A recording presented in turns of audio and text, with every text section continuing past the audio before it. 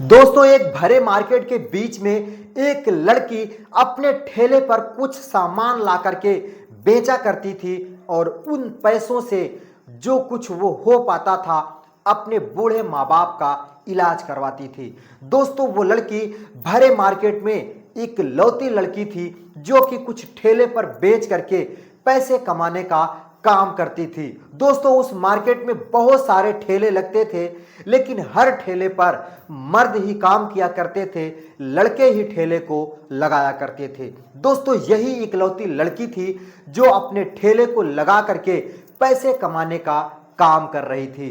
दोस्तों, एक दिन ऐसा होता है कि वो ठेले पे अपने सामान को बेच रही होती है, तभी उस ठेले के सामने एक एसडीएम अधिकारी की गाड़ी रुकती है और एसडीएम अधिकारी उस गाड़ी से बाहर आता है और ठेले वाली लड़की के पास जा करके खड़ा हो जाता है। दोस्तों, जैसे ही वो लड़की उस आदमी को देखती है तो लड़की के होश उड़ जाते हैं और उसके पैरों तले जमीन खिसक जाती है। दोस्तों, वो लड़की उस आदमी को देखती रह जाती है और देखने के बाद वो उस आदमी को पहचान जाती है। दोस्तों, वो एसडीएम जो होता है वो उस मैडम को भी पहचान जाता है और फिर उस मैडम के साथ उस एसडीएम अधिकारी ने ऐसा क्या किया कि मैडम का सारा जो धंधा था वो चौपट हो जाता है और मैडम को वहां से भागना पड़ जाता है। दोस्तों, कहानी में आगे बने रहिए, सब कुछ आपको मैं डिटेल से बताने वाला हूं। मैं हूं दोस्तों शिव भगवान, स्वागत करता हूं कविरासो बाई हिंदुस्तान के इस चैनल पर। दोस्तों, इस चैनल पे अगर आप नए हो तो वीडियो को लाइक करके इस चैनल को भी सब्सक्राइब कर लीजिए ताकि मेरा हौसला, मेरा काफिला बढ़ता रहे और मैं आप तक अच्छा सा अच्छा वीडियो और अच्छी सी अच्छी कहानियां लेकर के आता रहूं। दोस्तों, एक कहानी है एक बहुत ही गांव की। दोस्तों, ये कहानी है एक गांव के लड़के की, दोस्तों, जिसका नाम होता है मोहन। और मोहन के माता पिता मोहन की पढ़ाई से बहुत ही ज्यादा खुश थे। दोस्तों, मोहन हमेशा से अपने क्लास में टॉप करता था और उसका पढ़ने में बहुत ही ज्यादा मन लगता था।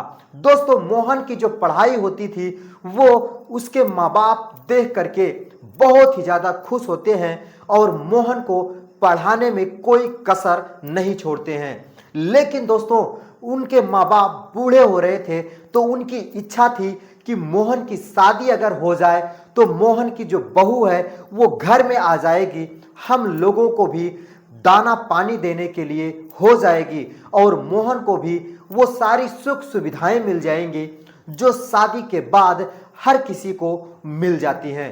दोस्तों, मोहन के माता पिता मोहन से बात करते हैं और कहते हैं कि मोहन, तुम्हारी शादी हम लोगों ने सोचा है कि कर दें और तुम्हारी शादी हो जाएगी तो घर में बहू आ जाएगी, खाना पानी देने के लिए किसी को तो होना जरूरी ही है।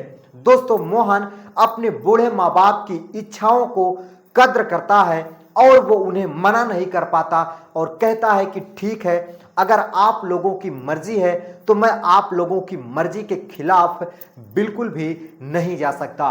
दोस्तों, मोहन मान जाता है और मोहन की शादी एक गांव की लड़की राधा के साथ तय हो जाता है। दोस्तों, मोहन की जो शक्ल थी वो थोड़ी सी सांवली थी, लेकिन वो पढ़ने लिखने में बहुत अच्छा था। दोस्तों, वो जो लड़की थी वो गांव की लड़की थी, वो भी पढ़ाई लिखाई कर रही थी, लेकिन उसका जो मन था वो पढ़ने लिखने में बहुत कम लगता था। दोस्तों, मोहन अपनी पूरी बारात के साथ जब राधा के घर पर जाता है राधा के साथ शादी करने के लिए, तो राधा उसके सांवलेपन को देख करके भरे बारात में शादी से इनकार कर देती है और शादी ना करने का प्रस्ताव रख देती है। दोस्तों, राधा के जो माता पिता थे वो मोहन के माता पिता के आगे अपने सर को झुका लेते हैं और हाथ जोड़ करके माफी मांग लेते हैं और कहते हैं कि जब मेरी बेटी ही शादी के लिए नहीं तैयार है तो आखिर इसमें हम लोग क्या कर सकते हैं। दोस्तों, मोहन अपने माता पिता समेत पूरे बारातियों के साथ वापस आ जाता है और अपनी पढ़ाई में फिर से वो दिल लगा करके पढ़ाई करने लगता है। दोस्तों वो अपने माता पिता को इस बार समझा भी देता है कि देखो, मुझे जब शादी करना होगा तो मैं कर लूंगा, अब आप लोग मेरी शादी के पीछे मत पड़ना। दोस्तों उसके माता पिता भी उसकी शादी की बात जो हर जगह फैलाए थे मना कर देते हैं और कहते हैं कि मेरा बेटा जब तक पढ़ लिख करके कुछ बन नहीं जाएगा, मैं उसकी शादी बिल्कुल भी नहीं करना चाहता। दोस्तों फिर क्या, एक दिन का बात है कि जो राधा के माता पिता थे वो बहुत गंभीर रूप से बीमार हो जाते हैं। दोस्तों वो दोनों एक साथ बीमार हो जाते हैं, जिस वजह से उसके घर का जो पैसा था उनके इलाज में धीरे धीरे खर्च होने लगता है। दोस्तों 2 साल गंभीर रोग से ग्रसित होने की वजह से राधा के घर का सारा पैसा उनके इलाज में खत्म हो जाता है। दोस्तों अब राधा के पास एक चैलेंज था कि वो अपने बूढ़े माता पिता का इलाज कैसे करवाती। दोस्तों राधा ने भी ठान लिया कि अगर मुझे अपने बूढ़े माँ बाप का इलाज करवाना है तो मुझे ही पैसे कमाने होंगे। दोस्तों राधा दिन रात मेहनत करने लगती है और मेहनत करके जो कुछ पैसा कमाती उन्हीं पैसों से वो एक ठेला खरीद लेती है और उस ठेले पर फल वगैरह रख करके वो मार्केट में जा करके बेचने का काम करने लगती है। दोस्तों राधा ही थी कि जो उस पूरे मार्केट में इकलौती लड़की होकर के ठेले पर फल वगैरह बेचा करती थी और जो कुछ पैसे पाती वो अपने बूढ़े माँ बाप का इलाज करवाती। दोस्तों राधा इधर खूब मेहनत कर रही थी और उधर मोहन अपनी पढ़ाई में दिलो जान से लग जाता है। दोस्तों 5 साल की कड़ी मेहनत करने के बाद मोहन का जो सिलेक्शन होता है वो एसडीएम के पद पर हो जाता है। दोस्तों मोहन अब एसडीएम बन चुका था और वो एसडीएम बनने के बाद अपने माता पिता के पास आता है, उनके चरण स्पर्श करता है और उनके आशीर्वाद लेता है। दोस्तों मोहन के जो माता पिता थे वो मोहन को खूब सारा आशीर्वाद देते हैं और कहते हैं कि बेटा मुझे पता था कि तुम जिंदगी में जरूर कुछ बड़ा काम करोगे और तुम्हारी मेहनत रंग लाई और तुम एसडीएम की पद पर अब नौकरी कर रहे हो।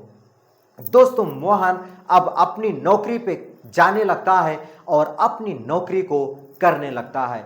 दोस्तों इधर राधा फल वगैरह ठेले पर बेचा करती थी और उसी के साथ जिस लड़के की शादी तय थी और जिस लड़के की शादी को राधा ने सांवलेपन देख करके मना कर दिया था वही लड़का एसडीएम बन चुका था। दोस्तों एक दिन वो अपने ड्राइवर के साथ एक थाने की निगरानी के लिए निकला था कि वो देखता है कि राधा एक मार्केट में ठेले पर फल वगैरह बेच रही होती है। दोस्तों वो ड्राइवर से उसी ठेले के सामने अपनी कार को रोकने के लिए बोल देता है। दोस्तों उसका जो ड्राइवर था वो अपनी कार को उस राधा के ठेले के सामने रोक देता है और एसडीएम मोहन उस गाड़ी से नीचे उतरता है और राधा के बगल में जाकर के खड़ा हो जाता है। दोस्तों राधा मोहन को देखते ही पहचान जाती है कि इन्हीं की तो बारात हमारे दरवाजे पर आई थी और मैंने ही शादी से मना कर दिया था और मैंने बोला था कि ये लड़का सांवला है, इस वजह से मैं शादी नहीं करना चाहती। दोस्तों वो एसडीएम की गाड़ी और उसे देख करके उसे जरा भी अचरज नहीं होता है कि ये एसडीएम बन चुका है। दोस्तों वो लड़की चौंक जाती है और वो बिल्कुल झन्ना उठती है कि और वो सोचती है कि ये लड़का तो सचमुच एसडीएम बन चुका है। दोस्तों वह उससे पूछने लगती है कि बताइए सर आपको क्या चाहिए। दोस्तों मोहन पहले तो उस लड़की को पहचानता है और फिर पूछता है कि तुम वही लड़की हो ना जिसके साथ मेरी शादी तय हुई थी और सांवलेपन की वजह से तुमने शादी से मना कर दिया था। दोस्तों राधा अपने आंखों में आंसू लेकर के हाँ कहने लगती है और कहती है कि हाँ, वो लड़की मैं ही हूं जो आपसे शादी इनकार कर दिया थी। दोस्तों फिर क्या, मोहन कहता है कि मुझे 2 किलो सेब और 2 दर्जन केला चाहिए। वो लड़की सेब और केले को तौल करके मोहन को दे देती है और मोहन अपने जेब से एक 500 रुपए की नोट निकाल करके राधा को देने लगता है। दोस्तों राधा पैसे लेने से मना कर रही होती है और कहती है कि नहीं, मुझे आपसे पैसे नहीं चाहिए। मोहन ने कहा कि नहीं, यहाँ पे तुम अपनी दुकानदारी कर रही हो, अगर ऐसे ही पैसे नहीं लोगी तो तुम्हें ढेर सारा घाटा हो सकता है। दोस्तों फिर क्या, राधा का जो सर था वो नीचे झुक जाता है और मोहन बताने लगता है कि तुमने मेरी शादी से मना कर दिया और आज देखो मैं एसडीएम की पोस्ट पर नौकरी कर रहा हूं। दोस्तों राधा बहुत पछताती है और फिर अब पछता करके वो क्या करती। दोस्तों मोहन पूछने लगता है कि राधा तुमने अपनी शादी वगैरह किया कि नहीं किया, तो राधा बताने लगती है कि मेरे माता पिता गंभीर रूप से बीमार हो चुके हैं और उन्हीं के इलाज के लिए मैं यहाँ पे ठेला लगाती हूँ ताकि कुछ पैसे कमा पाऊँ और उन पैसों को अपने माँ बाप के इलाज में खर्च कर पाऊँ। दोस्तों मोहन कहता है कि राधा शादी तो मैं भी अभी तक नहीं किया हूँ, लेकिन जैसे ही कोई अच्छी सी लड़की मिल जाएगी मैं शादी के लिए हाँ बोल दूंगा। दोस्तों राधा कहने लगती है अच्छी सी क्या मतलब है, कितनी अच्छी लड़की आपको चाहिए। दोस्तों मोहन बताने लगता है कि तुम्हारे ही जैसी अगर कोई एक लड़की मिल जाती है जो दिखने में सुंदर हो, समझदार हो, पढ़ी लिखी हो, तो मैं उसके साथ शादी कर लूँगा। दोस्तों राधा बहुत ही दबे मन से और धीमी आवाज़ में कहती है कि मोहन, क्या तुम मेरे साथ दोबारा से शादी के लिए हाँ बोल सकते हो, तो मैं तुम्हारे साथ शादी करने के लिए तैयार हूँ। दोस्तों मोहन ने कहा कि नहीं, तुम तो मुझे सांवला बोल करके शादी से इनकार कर चुकी थी, तो अब दोबारा तुम मेरे साथ शादी कैसे कर सकती हो। दोस्तों राधा ने कहा कि वो सब कुछ मैं समझ चुकी हूँ, अब मेरी आंखें बिल्कुल खुल चुकी है कि जिंदगी में सांवला गोरा कुछ भी नहीं होता है, होती है तो इंसान की जिम्मेदारियां। अगर आप सांवले हो लेकिन आप एसडीएम की पद पर हो, अच्छा पैसा कमाते हो, अगर आप चाहो तो मैं आपके साथ शादी के लिए तैयार हूं।